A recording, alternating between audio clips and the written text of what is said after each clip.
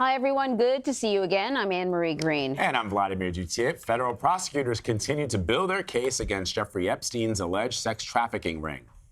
The 66-year-old self-proclaimed billionaire has pleaded not guilty to several sex crimes. He's accused of sexually abusing dozens of underage girls as young as 14. Epstein has faced sex crime allegations for more than a decade. The hedge fund manager accepted a secret plea deal in 2008 that forced him to register as a sex offender. Kimberly Mehlman-Orozco is one of the nation's go-to voices on sex trafficking crimes. She is the executive director at Freedom Light. That's an organization committed to fighting trafficking, and she joins us now. Kimberly, so this is the second time this year we've spoken with you about high-profile sex crimes in Florida. The first involved Patriots owner Bob Kraft, who's accused of soliciting prostitution. Now it's Jeffrey Epstein, another billionaire who's accused of sex trafficking. You're often called as an expert witness in these cases. How do you see the Epstein case playing out? I definitely think that there will be an expert on both sides, both for prosecutors and defense. I think defense is going to argue that it doesn't cross the line into trafficking. They're going to argue that there was no exploitation, and it falls short of meeting the federal and state standards of what trafficking is. I think prosecutors are going to need an expert to educate the judge, the jury on what human trafficking looks like and why this particular case involves not only these alleged sexual acts, but also exploitation. So the definition of trafficking, to remind your viewers, it's the use of force, fraud, coercion, deception, or threat for the purpose of exploitation or the exploitation of anyone under the age of 18. So a child cannot consent to be exploited. And I think that an expert will be called on both sides. It's going to be an uphill battle for prosecutors for sure.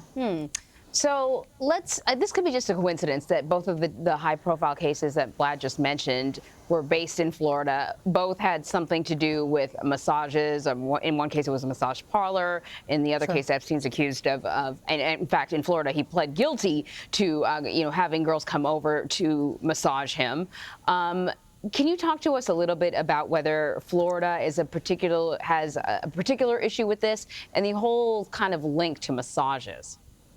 Well, due to the clandestine nature of the crime, statistics on the prevalence of these acts are really lacking. They're not very reliable, but what we do know is that up and down the 95 corridor from Florida to around Boston or so, that there are hot spots, and Florida is certainly one of them. We do know that traffickers often will move victims from place to place to keep them unfamiliar with their surroundings, but we know that big cities, places where people travel to, are often destinations for commercial sex consumers as well as the sex traffickers themselves because of the high demand in those areas. I don't think it is something that we're going to see end in the near future unless we really do take an evidence-based approach to find out, how we can prevent these crimes, how we can protect victims, and how we can facilitate better prosecutions that actually land in convictions. So, Kimberly, why are convictions so low in Florida? I mean, it's not just in Florida, it's across the country. It's a very clandestine crime. Most of the time people think of trafficking like something out of the movie Taken, where there's a clearly innocent victim that's physically forced and kidnapped and held against her will. But the reality is it's much more hidden. That's why my book's entitled Hidden in Plain Sight. Oftentimes the actual traffickers will use coercion, deception. They will lure their victims. They will make their victims believe that they're consenting participants to their own exploitation. And for a lot of jurors, it's hard to reconcile when somebody is saying, I love you, to their trafficker. That what they don't understand is that that's a ruse. It's a tactic used by traffickers across the country to deceive and lure their victims into situations of complacency. So you say jurors sometimes don't get it. What about police officers? Are they receiving the proper training so they understand the difference between a victim when it comes to sex trafficking and perhaps somebody who might actually be a trafficker? Because, what we're seeing in some of these cases is at times people start off as victims and sometimes, because of the exploitation, become traffickers as well. Well, we do know that a number of victims engage in criminal activity as part of their own victimization. That's why so many states, I think over 50% of states now have what's called a vacator statute.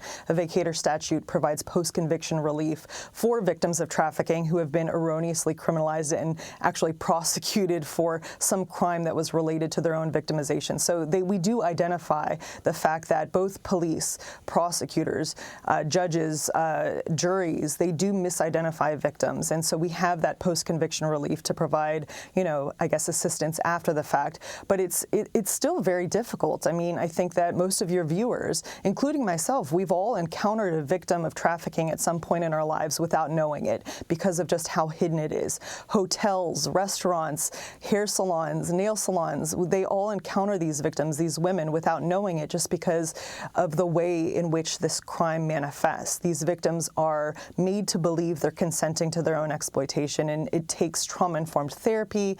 It takes a lot of work for them to understand how they've been manipulated, how they've been exploited, and really get to a point where they can go to a court and actually articulate what has happened to them. So as far as training is concerned, I know that a number of police organizations are increasing the level of education their officers receive, but still it's a very different crime than anything else that they experience. And it's also something that's, I think, newer compared to other forms of crime that they encounter. We know that the Uniform Crime Report, the FBI, only started collecting statistics on trafficking in 2013. And so there's an uphill battle that we face to find successful interventions that actually work and provide evidence-based training for these officers. So we've done a lot, but there's a long way to go. I want to ask you about the Epstein case, and I understand that he pled guilty to prostitution in Florida. He is charged with trafficking in New York, but the details, the scenarios, and much of the activity that they're alleging happened in New York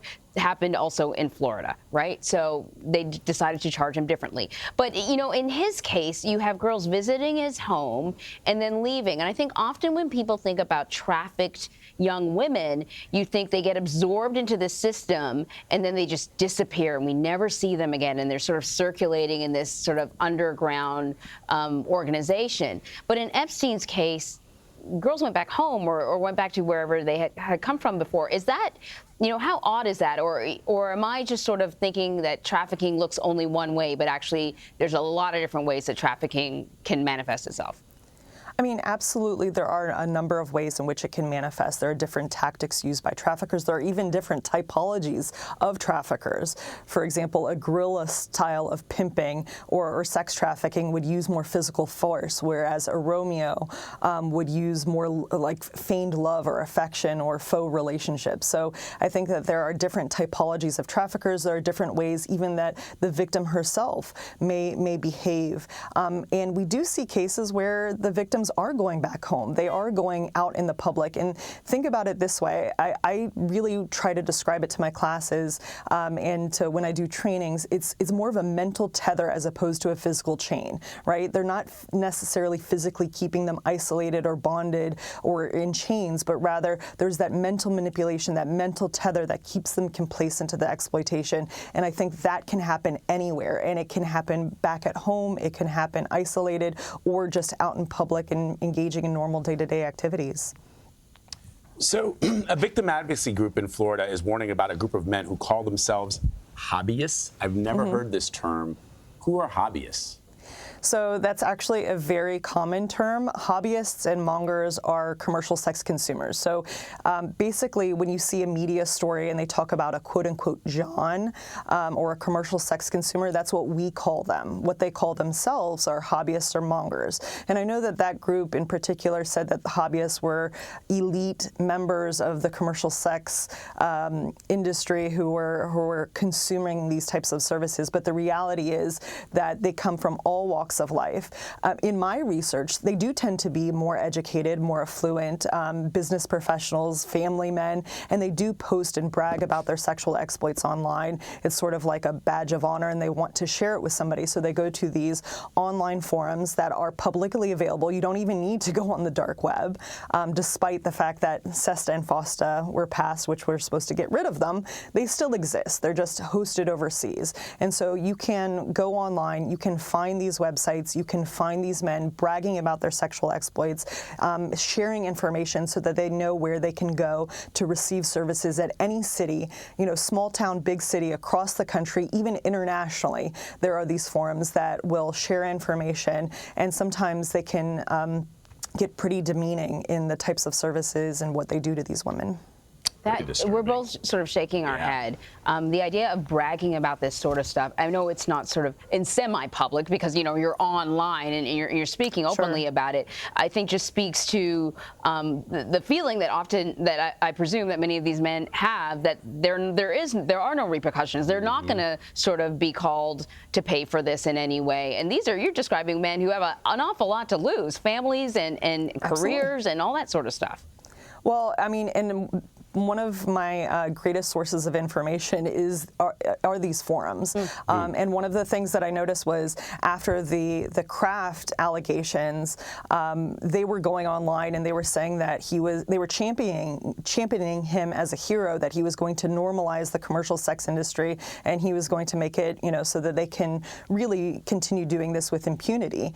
We do know that the prosecutors, the police in Florida face some issues with actually moving forward with that case, including, having the videotapes thrown out. But I know that these commercial sex consumers, they do watch your show, they watch the news, they follow these trends, they follow the high-profile cases, and it can embolden them or it can frighten them. But right now, I think that they feel emboldened. Wow. Kimberly Mehlman-Orozco, thank you so much. Absolutely. Thank you for having me.